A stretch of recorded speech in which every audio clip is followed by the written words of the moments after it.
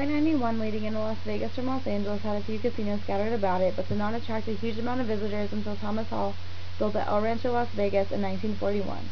It was the first lavish as well as themed hotel in the city and became the basic building block of the Vegas Strip.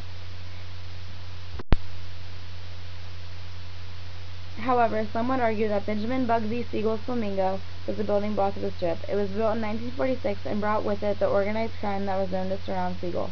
These hotels introduced a remarkable public architecture, which incorporated neon into the hotel facade to such an extent that the signage became the architecture itself.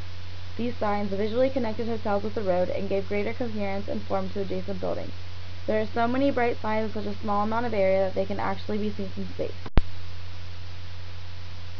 The success of El Rancho and the Flamingo sparked the building boom of casino resorts in the 1940s and 50s on the Las Vegas Strip, as every new casino builder tried to outdo the others. These new casinos sparked a drastic transition from Western ranch-style hotels to luxurious high-rise-style resorts. 1960 marked the beginning of the building of mega resorts on the Strip with the construction of J. Sarno's Caesars Palace.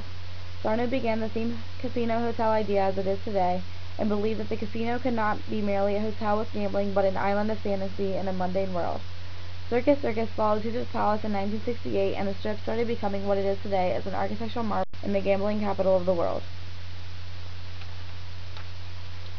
Modernized resorts like Caesars Palace and Circus were in themselves mini islands with restaurants, shows, and other attractions. Every aspect of their layouts were planned to increase profit. They took the shape of high-rises so that their casinos were easily accessible to residents. Their elevators were placed in a way that took the residents to the casino in order to get to them. Casino owners tried anything to get pedestrians off the street and into the casinos.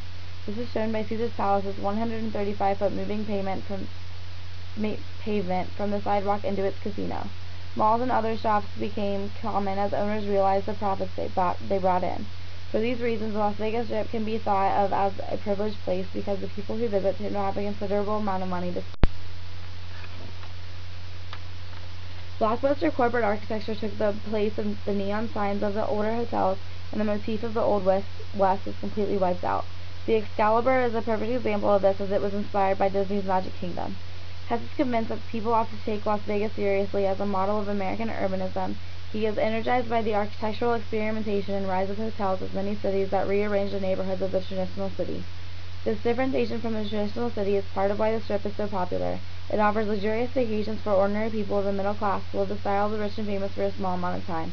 In this sense, the Strip is a mistake, as people act completely differently than normal and lose themselves in the moment while they are there. It is a city in itself and is entirely different from the surrounding city that functions as a normal society. The Strip holds many architectural marvels such as Kirk Kerkorian's MGM Grand, which is the second largest hotel in the world, and Weldon Simpson's Luxor, its main component being a 350-foot pyramid of glass. Visitors to present-day Vegas are likely to make the mistake of seeing the city as a unified tapestry when in fact it is a collage of many different eras and styles. Each piece of the Strip is unique, adding its own design and aura to the city. The resorts were all built at different times and separate from each other. Together they make a collage but are not a unification. The Strip has made the gambling industry what it is today, since casinos from all over the world look to it for inspiration.